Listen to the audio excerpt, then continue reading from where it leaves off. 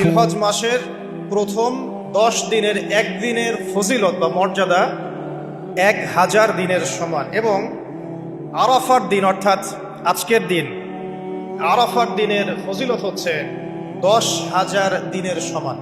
আল্লাহ রাব্বুল আলামিন সূরা ফজরের মধ্যে ইরশাদ করেছেন, ওয়াল ফজর, শপথ ফজরের ওয়াক্তের বা প্রভাতের কসম, ওয়ালায়ালিন আশর, এবং 10 রাতের কসম। এখানে 10 রাত বলতে বোঝানো হয়েছে এই জিলহজ মাসের প্রথম 10 রাত বা প্রথম 10 দিন 10 রাত। এর ব্যাপারে এমন হাদিস এসেছে যে জিলহজ মাসের প্রথম 10 দিনের একটা দিন 1000 দিনের সমান। জিলহজ মাসের প্রথম 10 দিনের একদিনের ফজিলত বা মর্যাদা 1000 দিনের সমান, এবং আরাফার দিন অর্থাৎ আজকের দিন আরাফার দিনের ফজিলত হচ্ছে 10,000 দিনের সমান। আর জুমার দিনের ফজিলত আমরা আগেই জানি, এই দিনটা সাপ্তাহিক ঈদ। এই দিনে জুমার দিনে দোয়া কবুল করার একটা মুহূর্ত আছে। এই মুহূর্তটা নিয়ে ওলামায়ে কেরামের মধ্যে দুটা মত পাওয়া যায়। একটা হলো ইমাম খুতবা শুরু করার পর থেকে নিয়ে নামাজ সালাম ফেরানোর আগ পর্যন্ত এই সময়টুকু দোয়া কবুলের সময়। কোনো ব্যক্তির আকীদায় যদি শিরক না থাকে, আমলে যদি বিদআত না থাকে, এবং রিজিকের মধ্যে যদি হারাম না থাকে, ইনশাআল্লাহ তাআলা আশা করা যায় সে যেই দোয়াই করবে ইনশাআল্লাহ আল্লাহ কবুল করবেন ইনশাআল্লাহ। আরেকটা মত হচ্ছে জুমার দিনের দোয়া কবুলের সেই কাঙ্ক্ষিত মুহূর্তটা হচ্ছে আসরের সালাত অর্থাৎ বিকেল থেকে নিয়ে মাগরিব সূর্য অস্ত যাওয়ার আগ পর্যন্ত। আসরের পর থেকে মাগরিব পর্যন্ত এই সময়টুকু আমরা জিকির আজগার দোয়া এবং তাসবিহ তাহলিলে কাটানোর চেষ্টা করবো ইনশাআল্লাহ তাআলা। এই সময়টুকুর মধ্যে আমরা যে দোয়া করব ইনশাআল্লাহ আযজা ওয়া জাল্লা আল্লাহ পাক কবুল করবেন ইনশাআল্লাহ। আর আজকের দিনে এর সাথে যুক্ত হয়েছে সওম অর্থাৎ রোজা। এমনিতেই যে ব্যক্তি আল্লাহর জন্য একটা রোজা রাখে, আল্লাহ পাক তার চেহারাকে জাহান্নাম থেকে যোজন যোজন দূর সরিয়ে দেন। আর আজকে আরাফা সওম, এই সম্পর্কে নবী সাল্লাল্লাহু আলাইহি ওয়াসাল্লাম বলেছেন যে আমি আশা করি যে এই সওম আগামী 1 বছর এবং বিগত 1 বছরের গুনাহের কাফফারা হয়ে যাবে ইনশাআল্লাহ। তো এত উৎসব আজকে একসাথে করেছে আল্লাহ পাক, আজকের দিনটা আমাদের কাজে লাগানোর তৌফিক দান করুন, ইবাদতে কাটানোর তৌফিক দান করুন, এবং নিজের যে চাওয়া আছে আল্লাহর কাছে এটাকে আল্লাহর কাছে অনুনয় বিনয়ের মাধ্যমে চেয়ে নেওয়ার তৌফিক দান করুন। জুমার দিনে আমি 3টা কাজের কথা বলবো স্পেশালি। সেটা হলো বেশি বেশি দরুদ শরীফ পড়তে হবে। জুমার দিনে বেশি বেশি দরুদ পড়তে হবে, কারণ নবী করিম সাল্লাল্লাহু আলাইহি ওয়াসাল্লাম বলেছেন জুমার দিনে নবী সাল্লাল্লাহু আলাইহি ওয়াসাল্লামের উপরে যে দরুদ পড়া হয় এগুলো তার কাছে পেশ করা হয়, তার সামনে উপস্থাপন করা হয়। কেউ সালাম দিলে নবী করিম সাল্লাল্লাহু আলাইহি ওয়াসাল্লাম তার জবাব দিয়ে থাকেন। এখন এই জবাব কিভাবে দেন এটা সম্পূর্ণ আল্লাহ পাকের ব্যাপার। এটা নিয়ে আমাদের বৈজ্ঞানিক ব্যাখ্যার দরকার নাই। আমরা বিশ্বাস রাখবো নবী সাল্লাল্লাহু আলাইহি ওয়াসাল্লাম জবাব দিয়ে থাকেন সালামের। আমরা আত্মা কাকে বলে জানি না। আত্মার কি কোনো বৈজ্ঞানিক ব্যাখ্যা আছে? স্বপ্ন দেখি মাঝে মাঝে আমরা, স্বপ্ন সত্য হয়। অনেক সময় অনেকের স্বপ্ন সত্য হয়, কোরআন তার সাক্ষী। অনেক সময় অমুসলিমের স্বপ্ন সত্যি হতে পারে, কোরআন তার সাক্ষী। ইউসুফ আলাইহিস সালাম জেলখানায়, মনে আছে? 2 জন ব্যক্তি স্বপ্ন দেখলেন, একজন শরাব পান করাচ্ছেন মনিবকে, আর একজনের মাথার মধ্যে রুটি, এখান থেকে পাখি রুটি খেয়ে চলে যাচ্ছে। এই 2 জন ব্যক্তি কিন্তু মুসলিম নন। তারপরে ইউসুফ আলাইহিস সালাম বললেন একজন নিষ্কৃতি পাবে এবং তার মালিককে সে শরাব পরিবেশন করবে, সে মুক্ত হয়ে যাবে সামনেই অচিরেই। আরেকজন ব্যক্তি তোমাকে শুলদণ্ড দেওয়া হবে, তোমার মাথার মধ্যে যে মগজ আছে এটা পাখি এসে খেয়ে ফেলবে। কুদি আল আমর, এটা হয়ে গেছে, এটা আল্লাহর পক্ষ থেকে ফয়সালা। তাহলে এই স্বপ্ন মিথ্যা ছিল না সত্য? তো এই স্বপ্নের বৈজ্ঞানিক কি ব্যাখ্যা আছে? বিজ্ঞান কি এই পর্যন্ত যেতে পারবে? নাই। অতএব সবকিছুর বৈজ্ঞানিক ব্যাখ্যা বুঝতে হবে না। নবী সাল্লাল্লাহু আলাইহি ওয়াসাল্লাম বলেছেন, নবী সাল্লাল্লাহু আলাইহি ওয়াসাল্লামের প্রতি দরুদ পাঠ করা হলে এই দরুদগুলো সংগ্রহ করার জন্য এক শ্রেণীর ফেরেশতা আছেন, স্পেশাল ফেরেশতা, মালায়েকা। আর আমাদের সায়েন্স অবশ্য মালায়েকায় বিশ্বাস করে না, তারা জিন জাতিতেও বিশ্বাস করে না। যদিও বা অনেক তত্ত্বপাত্তর সাথে জিনের সম্পর্ক আছে। এটা আবার কেমন কথা? এটাও কোরআনেই আছে যে দুনিয়াতে যে ব্যক্তি শয়তান, মানুষ শয়তান, তার সাথে জিন শয়তানের যোগাযোগ থাকে। বিশ্বাস করেন না? দুনিয়াতে যে ব্যক্তি মানুষ শয়তান, তার সাথে জিন শয়তানের যোগাযোগ থাকে। একটা হাদিসে এমনও পড়েছিলাম আমরা স্টুডেন্ট লাইফে, আল্লাহ রাব্বুল আলামিন যখন কোনো আদেশ নাজিল করেন তখন ফেরেশতারা সেটা নিয়ে ডিসকাস করতে থাকেন আসমানে, এবং জিন জাতি প্রথম আসমানের কিনারা পর্যন্ত পৌঁছে যায় এবং সেখানে গিয়ে কানে শ্রবণ করার চেষ্টা করে কি নিয়ে আলোচনা করা হচ্ছে। যদি কোনো একটা সংবাদ তাদের কান পর্যন্ত চলে আসে, তাদেরকে বিতাড়িত করার জন্য আল্লাহ রাব্বুল আলামিন উল্কাপিণ্ড ছোড়েন। ওখানকার ফেরেশতারা আছেন, তারা অগ্নিশিখা নির্বাপন করেন। সূরা সফফাতের প্রথম দিকে পড়ে দেখবেন। এই জিন দুনিয়াতে যে কবিরাজ বা তান্ত্রিক বা জাদুকরের আন্ডারে আছে, সে এসে তাকে জানিয়ে দেয় এই হতে যাচ্ছে। তখন সেই তান্ত্রিক এই সত্যটার সাথে আরো 100টা মিথ্যা জড়িয়ে জনগণকে বিভ্রান্ত করে। তখন তার কথা ফলে যায়, মানুষ মনে করে যে তান্ত্রিক অনেক বড় কিছু হয়ে গেছে। তো এগুলো সবই ফিতনা। যাই হোক, এই জিনের ব্যাখ্যা কিন্তু আমরা করতে পারছি না বিজ্ঞান দিয়ে। নবী করিম সাল্লাল্লাহু আলাইহি ওয়াসাল্লাম বলেছেন, এক শ্রেণীর স্পেশাল ফেরেশতা আছেন যারা দরুদগুলোকে সংরক্ষণ করেন।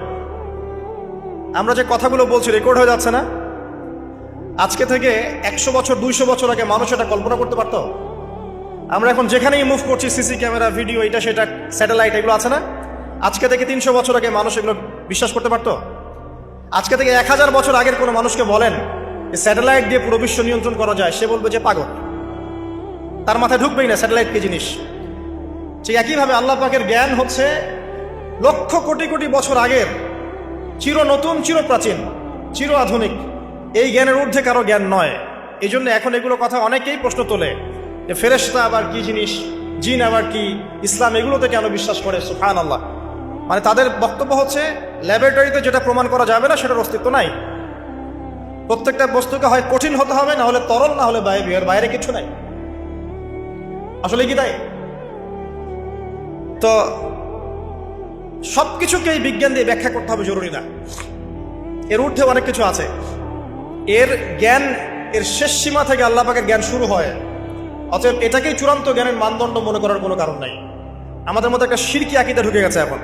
এটা একটা শিরকি আকীদা। সেটা হচ্ছে যে কোনো বিষয় যদি বৈজ্ঞানিকভাবে প্রমাণিত না হয়, কোরআন সুন্নাহে থাকলেও মনে করি এটার অস্তিত্ব নেই। এটা আমাদের সাইকোলজিক্যাল সমস্যা। এখন এই জেনারেশনের বেশি সমস্যা, কারণ তারা পড়াশোনা করতে করতে মনে করছে সব কিছুকেই বিজ্ঞান দিয়ে প্রমাণ করতে হবে। তুমি তো তোমার আত্মাকেই প্রমাণ করতে পারবে না। একটা মানুষ হাঁটছে রাস্তা দিয়ে, পড়ে গেল, ডেড, এরকম হচ্ছে না? তাহলে কি এমন ছিল তার দেহের মধ্যে, বের হয়ে চলে গেল, সে ডেড? বলবে হৃদযন্ত্রের ক্রিয়া বন্ধ হয়ে মারা গেছে। তো ক্রিয়াটা বন্ধ হলো কিভাবে? কে হুকুম করলো? কার আদেশে বন্ধ হলো? কে নিয়ে গেল রুহটা, আত্মাটা? তো এগুলো তো ব্যাখ্যা করতে পারবে না। সো এই কনসেপ্ট থেকে বের হয়ে আসতে হবে যে প্রত্যেকটা বিষয় বিজ্ঞান দিয়ে প্রমাণ হলে পরেই বিশ্বাস করবো, না হলে করবো না। এটা ঠিক নয়। কোরআন এবং সুন্নাহ যা আছে এটা চূড়ান্ত। এর বাইরে যা আছে এটা যদি কোরআন সুন্নাহর সাথে মিলে যায় আমরা গ্রহণ করবো, কোনো সমস্যা নেই। না মিললে আমরা কোশ্চিন কালো সেটা মানতে রাজি নই। আসুন, নবী করিম সাল্লাল্লাহু আলাইহি ওয়াসাল্লাম বলেছেন এক শ্রেণীর স্পেশাল ফেরেশতা আছেন, মালায়েকা, নূরের তৈরি, আলোর তৈরি, আলো দিয়ে তৈরি, নূর দিয়ে তৈরি, যারা নিঃসন্দেহে আলোর বেগের চেয়ে বেশি বেগে ভ্রমণ করতে পারেন, নিঃসন্দেহে। আচ্ছা, তো তারা স্পেশালি এই দরুদগুলোকে সংগ্রহ করেন। দরুদ এবং সালাম এটাকে সংগ্রহ করেন, করে নবী সাল্লাল্লাহু আলাইহি ওয়াসাল্লাম পর্যন্ত পৌঁছে দেন। এরপর আল্লাহ রাব্বুল আলামিন, আল্লাহ সুবহানাহু ওয়া তাআলার ইচ্ছায় নবী করিম সাল্লাল্লাহু আলাইহি ওয়াসাল্লাম এর জবাব দিয়ে থাকেন। একটু চিন্তা করেন যে আপনি মনে করেন আল্লাহ রাসূল সাল্লাল্লাহু আলাইহি ওয়াসাল্লামের দরজায় দাঁড়িয়ে আছেন, কথার কথা মনে করেন যে তিনি জীবিত আছেন, কথার কথা। আপনি তার বাড়ি চেনেন, তার বাসায় গেলেন, গিয়ে নক করলেন, গিয়ে নক করে বললেন আসসালামু আলাইকুম। এবার নবী সাল্লাল্লাহু আলাইহি ওয়াসাল্লাম ভিতর থেকে আপনাকে বললেন, কথার কথা ধরে নেন যে ওয়া আলাইকাস সালাম। এর অর্থ কি? ওয়া আলাইকাস সালাম অর্থ কি? আপনার উপরেও শান্তি বর্ষিত হোক। আচ্ছা, আবার মনে করেন আপনি বাসার ভিতরে আছেন, আপনার বাসায় নবীজি এসেছেন সাল্লাল্লাহু আলাইহি ওয়াসাল্লাম, কথার কথা। এবার তিনি আপনার দরজায় নক করছেন, নক করে বলছেন আসসালামু আলাইক, তোমার উপর শান্তি বর্ষিত হোক। তো নবী সাল্লাল্লাহু আলাইহি ওয়াসাল্লামের এই যে দোয়া, তোমার উপরে শান্তি বর্ষিত হোক, এটা যে যত বেশি পাবে তার জীবনটা তত সুন্দর হবে না? অতএব যে ব্যক্তি যত বেশি দরুদ পাঠ করবে, যত বেশি সালাত প্রদান করবে নবী সাল্লাল্লাহু আলাইহি ওয়াসাল্লামকে, ইনশাআল্লাহ তাআলা সে সচ্ছল হবে, টেনশন ফ্রি থাকবে, সুখে শান্তিতে পৃথিবীতে বসবাস করবে ইনশাআল্লাহ। আর সুখ বলতে আমি শুধুমাত্র চাকচিক্য বোঝাচ্ছি না, বাড়ি গাড়ি স্ট্যাটাস বোঝাচ্ছি না। সুখী হওয়ার জন্য টাকা যথেষ্ট না। অনেক সময় দেখবেন কোটিপতি মানুষ সুখী নয়, একজন ভ্যান চালক সুখী। সুখ টাকা দিয়ে কেনা যায়? সুখ বলতে মনের সুখকে বোঝানো হচ্ছে। আল্লাহ পাক আমাদেরকে বোঝার তৌফিক দান করুন। আমি যেটা বলতে চাচ্ছিলাম, জুমার দিনে বেশি থেকে বেশি নবীর উপর দরুদ পাঠ করতে হবে। কোন দরুদ পাঠ করব? একটা সংক্ষিপ্ত দরুদ আছে, পড়তে পারি আল্লাহুম্মা সাল্লি ওয়া সাল্লিম আলা নবিয়িনা মুহাম্মদ, এটা পড়তে পারি। আরেকটা আছে আল্লাহুম্মা সাল্লি আলা মুহাম্মাদিন ওয়া সাল্লিম, এটা সংক্ষিপ্ত। আর যদি আপনার সামনে নবীর নাম উচ্চারণ করা হয় বলবেন সাল্লাল্লাহু আলাইহি ওয়াসাল্লাম। অথবা সবচেয়ে সেরা দরুদ হচ্ছে দরুদ ইব্রাহিম, আল্লাহুম্মা সাল্লি আলা মুহাম্মদ ওয়া আলা আলি মুহাম্মদ কামা সাল্লাইতা আলা ইব্রাহিম ওয়া আলা আলি ইব্রাহিম ইন্নাকা হামিদুম মাজিদ। আল্লাহুম্মা বারিক আলা মুহাম্মদ ওয়া আলা আলি মুহাম্মদ কামা বারাকতা আলা ইব্রাহিম ওয়া আলা আলি ইব্রাহিম ইন্নাকা হামিদুম মাজিদ। এটা প্রথম আমল, জুমার দিনে করবেন। এছাড়া প্রত্যেক দিন সকালে 10 বার এবং সন্ধ্যায় 10 বার করে দরুদ পড়বেন। তাহলে কি হবে? ইনশাআল্লাহ তাআলা আপনি, আমি, আমরা সবাই কিয়ামতের মাঠে নবী সাল্লাল্লাহু আলাইহি ওয়াসাল্লামের সুপারিশ পেয়ে যাব ইনশাআল্লাহ। সুপারিশ সম্পর্কে একটা হাদিস শুনিয়ে দেই, যথেষ্ট হবে ইনশাআল্লাহ। নবী সাল্লাল্লাহু আলাইহি ওয়াসাল্লাম বলেছেন, আমার উম্মতের যে ব্যক্তি, যে কোনো ব্যক্তি, নারী পুরুষ, সাদা কালো, বাঙালি, পাকিস্তানি, আফগান, সিরিয়ান, যেখানকার মানুষ হোক না কেন, যে কোনো ব্যক্তি, সে যদি শিরিক না করে মারা যায়, আল্লাহর সাথে শিরিক করে নাই, এই অবস্থায় মারা গেছে, নবী সাল্লাল্লাহু আলাইহি ওয়াসাল্লামের সুপারিশ তার উপর ওয়াজিব হবে ইনশাআল্লাহ। ইনশাআল্লাহ সে জান্নাতে যাবে যদি শিরিক না করে মারা যায়। অন্য যে কোনো পাপ আল্লাহ যাকে ইচ্ছা মাফ করতে পারেন। আল্লাহ পাক আমাদেরকে শিরিক মুক্ত আমল করার তৌফিক ইনায়াত করুন, আমিন। জুমার দিনে দ্বিতীয় আমল হচ্ছে আপনাকে সূরা কাহফ তেলাওয়াত করতে হবে। এটা খুবই ইম্পর্টেন্ট একটা আমল। জুমার দিনে সূরা কাহফ অবশ্যই তেলাওয়াত করবেন। যদি পুরোটা তেলাওয়াত করতে নাও পারেন, কমপক্ষে প্রথম 10 আয়াত, শেষের 10 আয়াত তেলাওয়াত করবেন। ফজিলত, আল্লাহ রাব্বুল আলামিন আপনাকে মাসিহুদ দাজ্জালের ফিতনা থেকেও বাঁচাবেন ইনশাআল্লাহ। আর এখন আমরা দাজ্জালের ফিতনা যুগেই বাস করছি, কোনো সন্দেহ নাই। প্রতিটা সেক্টরেই ফিতনা আছে, প্রতিটা সেক্টর। এই যুগে বসবাস করে যে ব্যক্তি মনে করে যে আমি ফিতনামুক্ত একটা পরিবেশে বসবাস করছি, এর চেয়ে অন্ধ ব্যক্তি পৃথিবীতে আর কেউ নাই। আপনি আল্লাহর নূর দিয়ে দেখেন, আপনি দেখবেন প্রতিটা সেক্টরেই ফিতনা, প্রতিটা সেক্টর। হোক সেটা কালচার, হোক সেটা এডুকেশন, হোক সেটা ইকোনমি, পলিটিক্স, ওয়ার্ল্ড অ্যাফেয়ার্স, পরিবার, যে কোনো জায়গায় দেখবেন ফিতনা, প্রত্যেকটা জায়গায় ফিতনা। এই ফিতনার যুগে বসবাস করে যদি আমরা নিরাপদ থাকতে চাই, তাহলে সূরা কাহফ তেলাওয়াত করতে হবে। কমপক্ষে প্রথম 10 আয়াত এবং শেষ 10 আয়াত। আল্লাহ পাক তৌফিক ইনায়াত করুন, আমিন। আরেকটা আমল বলবো জুমার দিনে, সেটা হলো যে জুমার দিনে বেশি বেশি দোয়া করবেন আল্লাহর কাছে, কারণ এই দিনে 2টা সময় আছে, এই সময় দোয়া কবুল হয়ে যাবে ইনশাআল্লাহ তাআলা। আরেকটা আমল বলতে চাই, যদিও সেটার সময় আপনাদের আজকে চলে গেছে, সেটা হলো জুমার দিনে যে ব্যক্তি সকাল সকাল গোসল করে, আমি আরেকদিন খুতবায় বলেছিলাম, সকাল সকাল গোসল করে, আর্লি মর্নিং মসজিদে চলে আসে, আতর সুগন্ধি ব্যবহার করে, উত্তম কাপড় পরে, সবচেয়ে সেরা কাপড়টা পরে, মসজিদে আসার সময় আমরা দেখি যে সবচেয়ে নর্মাল কাপড়টা পরে আসে, এটা ঠিক নয়। আমরা এখানে আল্লাহর সাথে সাক্ষাৎ করতে এসেছি। আপনাকে যদি আপনার গার্লফ্রেন্ড এখনই ডাকে কফি হাউসে, আপনি সবচেয়ে সেরা পোশাকটা পরে যাবেন, তাই না ভাই? তার মানে যাওয়ার অভ্যাস আছে। বা কোনো বিশেষ ব্যক্তি যদি আপনাকে ডাকে, এমপি হোক, মন্ত্রী হোক, বা কোনো ব্যারিস্টার, কোনো স্যার, কোনো জজ, আপনাকে একটা কনভারসেশনের জন্য ডাকলো, আপনি সবচেয়ে সেরা পোশাকটা পরে যাবেন, তাই না? আপনার সামর্থ্য অনুযায়ী সবচেয়ে সেরা পোশাক পরতে হয় মসজিদে আসার সময়। খুযু যিনাতাকুম ইনদা কুল্লি মাসজিদ, আল্লাহ পাক বলেছেন প্রত্যেকবার যখন মসজিদে আসবে তখন সেরা পোশাকটা পরে আসবে। জুমার দিনে সবচেয়ে উত্তম পোশাক পরে আসবেন। আসার পর সকাল সকাল গোসল করে, সুগন্ধি ব্যবহার করে, পায়ে হেঁটে যে ব্যক্তি আসে এবং ইমামের এই যে কাছাকাছি বসে, ইমামের কাছাকাছি বসার পরে খুতবা মনোযোগের সাথে শ্রবণ করে এবং খুতবার মাঝখানে কোনো কথা বলে না, কাউকে ডিস্টার্ব করে না। এরপর ইমামের সাথে নামাজ আদায় করে, এই ব্যক্তির আমল নামায় যে নেকি লেখা হবে, নবীজি বলছেন সে যে প্রত্যেক পদক্ষেপ ফেলে এখানে এসেছে, তার বিনিময়ে, একটা পদক্ষেপের বিনিময়ে 1 বছরের নফল রোজা আর 1 বছরের নফল তাহাজ্জুদের নেকি তার আমল নামায় লিখে দেওয়া হবে। এই কাজগুলো আমরা জুমার দিন খুব সহজেই করতে পারি। আল্লাহ পাক আমাদের জুমাকে মূল্যায়ন করার তৌফিক দান করুন। আর দেখবেন আমরা জুমাটাকে উপলব্ধি করি কিভাবে, এনজয় করি কিভাবে, এই দিনে বিয়ের অনুষ্ঠান, এই দিনে পার্টি, এই দিনে ডিজে, এই দিনে অমুক, এই দিনে সাউন্ড বক্স বাজতেছে, এই দিনে পিকনিক, এই দিনে বনভোজন। জুমার দিনের ফজিলতটা যে অনেক বেশি, এটা শয়তান আপনাকে দুনিয়ার চাকচিক্য দিয়ে ভুলিয়ে দিয়েছে। দুনিয়ার চাকচিক্য দিয়ে শয়তান আপনাকে জুমার ফজিলতটা ভুলিয়ে দিয়েছে। মনে রাখবেন, যত কাজ জুমার দিনের বাইরে। জুমার দিনটা হচ্ছে আমাদের সংস্কৃতি, ইবাদত করার সংস্কৃতি। একটা কথা মনে পড়লো, বলে ফেলি, যে একটা বিষয় মাথায় ঘুরপাক খেত সবসময় ছোটবেলা থেকে, যে আল্লাহ পাক ইসলাম কেন নাজিল করলেন, মানে ইসলাম আমাদেরকে দিয়েছেন কেন আল্লাহ রাব্বুল আলামিন। আমরা জানি এটা কমপ্লিট কোড অফ লাইফ, সব বিষয়ের সমাধান আছে, এভরিথিং ইজ অন রাইট, কিন্তু একটা মনের শান্তি পাওয়ার মতো উত্তর পাচ্ছিলাম না। উত্তরটা আমরা এই বয়সে এসে বুঝতে পারছি, সেটা হচ্ছে আল্লাহ পাক আমাদেরকে দিন ইসলাম দিয়েছেন কি জন্য জানেন?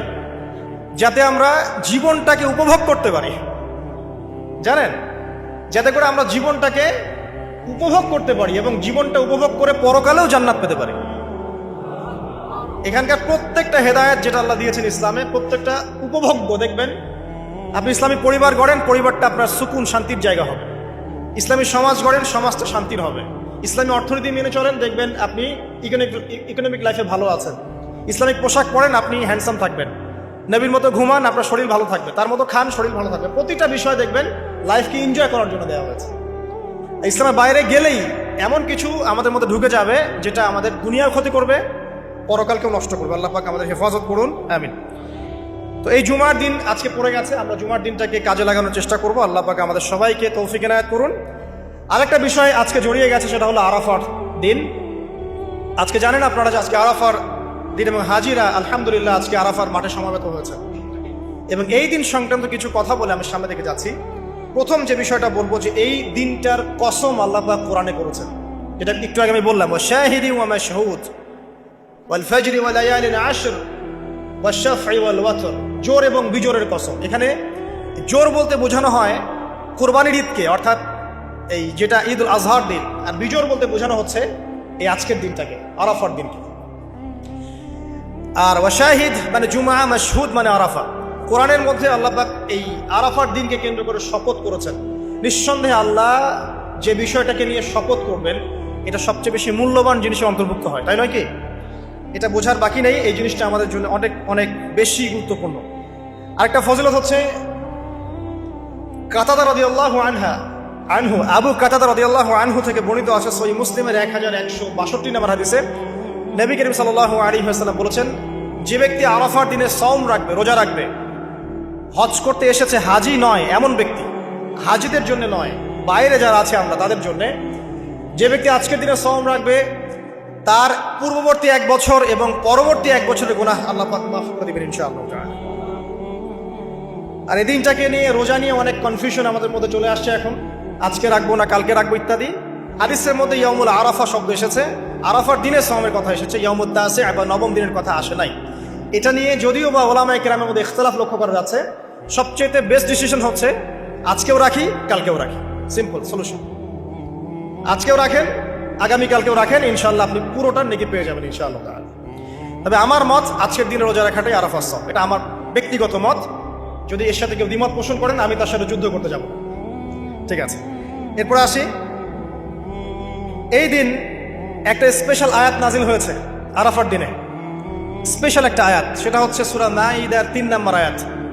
আয়াতটা হচ্ছে আল ইয়াউমা আকমালতু লাকুম দীনাকুম। নবী করিম সাল্লাল্লাহু আলাইহি ওয়াসাল্লাম বিদায় হজের ভাষণ দিলেন, আল্লাহর পক্ষ থেকে আয়াত নাজিল হলো, আল ইয়াউমা আকমালতু লাকুম দীনাকুম, আজকের দিনে আমি তোমাদের উপরে দিন ইসলামটাকে কামেল করে দিলাম। কামেল মানে কি?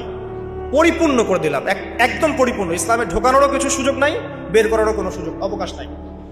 ওয়া আতমামতু আলাইকুম নি'মাতি, তোমাদের উপর আমার নিয়ামতকে পরিপূর্ণতা দান করলাম। ওয়া রাদিতু লাকুমুল ইসলাম দীনান, এবং দিন ইসলামকে তোমাদের উপর মনোনীত করে আমি সন্তুষ্ট হয়ে গেলাম। সুবহানাল্লাহ। এটা কিন্তু একটা কনক্লুসিভ আয়াত, মানে দীর্ঘ 23 বছর নবী সাল্লাল্লাহু আলাইহি ওয়াসাল্লাম স্ট্রাগল করেছেন, দিন প্রচার করেছেন, প্রসার করেছেন, প্রতিষ্ঠা করেছেন। এরপর আল্লাহ পাক একটা কনক্লুসিভ আয়াত নাজিল করে এই দিনটার মধ্যে একটা ইতিবাচক ভূমিকা টেনে দিলেন। অতএব এই দিনটা খুশির, এই দিনটা আনন্দের, এবং এই দিনটা ইবাদতের, উদযাপন করার, এটা আমাদের সংস্কৃতি। আমি এর বিষয়ে একটু পরে কথা বলছি ইনশাআল্লাহ। এরপরে চলে আসেন, আজকের দিন দুটো দোয়া আপনারা পড়বেন স্পেশালি। একটা হলো তাকবীর যেটা আমরা দেই, আল্লাহু আকবার, আল্লাহু আকবার, লা ইলাহা ইল্লাল্লাহ, আল্লাহু আকবার, আল্লাহু আকবার, ওয়ালিল্লাহিল হামদ, এবং আইয়ামে তাশরিকের শেষ পর্যন্ত, মানে ঈদুল আযহা 3 দিন পর্যন্ত এটা পড়তেই থাকবেন ইনশাআল্লাহ তাআলা। আর সকল নবীগণের একটা শ্রেষ্ঠ দোয়া আছে। যত নবী ছিলেন পৃথিবীতে, তারা সবাই যত দোয়া করেছেন তার মধ্যে একটা দোয়াকে শ্রেষ্ঠ বলা হয়। শিখিয়ে দেবো কোনটা? সেটা হলো লা ইলাহা ইল্লাল্লাহ ওয়াহদাহু লা শারীকা লাহ লাহুল মুলক ওয়া লাহুল হামদ ওয়া হুয়া আলা কুল্লি শাইইন কাদির। এই দোয়াটা দিনে যে ব্যক্তি 100 বার পড়বে, দিনে যে ব্যক্তি 100 বার পড়বে, ওই দিন আল্লাহর লিস্টে ওই ব্যক্তি ছাড়া বেশি আমলকারী কেউ হতে পারবে না। তবে সেই ব্যক্তি ব্যতীত যে এর চেয়ে বেশি পড়েছে, কেউ 200, 300, 500 পড়েছে, তখন সে বেশি র্যাঙ্কিংয়ে শীর্ষে চলে যাবে আর কি। মিনিমাম 100 বার। আরও ফজিলত হচ্ছে 100 বার যদি আপনি পড়েন, ওই দিন শয়তান আপনাকে স্পর্শ করতে পারবেন ইনশাআল্লাহ, এবং আপনার আমলনামা থেকে 100 গুনাহ মিটিয়ে ফেলা হবে, 100 নেকি লিখে দেওয়া হবে ইনশাআল্লাহ। অতএব আজকে আমরা এই দোয়াটা পড়তে পারি, লা ইলাহা ইল্লাল্লাহ ওয়াহদাহু লা শারীকা লাহ লাহুল মুলক ওয়া লাহুল হামদ ওয়া হুয়া আলা কুল্লি শাইইন কাদির। এরপরে আসেন, এই দিন একটা ফজিলত হচ্ছে, আজকের দিনটা হচ্ছে হজের দিন, হজ আকবার দিন। আমরা অনেকেই হজটাকে তুচ্ছ মনে করি, অনেকের সামর্থ্য আছে কিন্তু হজ করতে যাই না। আছেন এমন মানুষ? দুনিয়ার চাকচিক্য নিয়ে ব্যস্ত আছে, কিন্তু হজ ফরজ হয়ে গেছে, সেই কবে হজ করতে যাই না। মনে করি মেয়ের বিয়ে দিয়ে শেষ বয়সে যাব, তাই না? অথচ হজ করতে হয় ইয়াং বয়সে, যদি সামর্থ্য থাকে ইয়াং বয়সে হজ করতে হবে। আমরা কিছু ফজিলত জেনে নেই এবং আল্লাহর কাছে দোয়া করি, আল্লাহ পাক আজকে আমাদের এই ক্ষুদ্র মসজিদে যত মুসল্লি উপস্থিত আছে, আল্লাহ পাক সবার তাকদিরে হজ আকবার নসিব করুন, আমিন। এবং মাকবুল আর মাবরুর হজ করার তৌফিক আল্লাহ পাক আমাদের সবাইকে দান করুন, আমিন।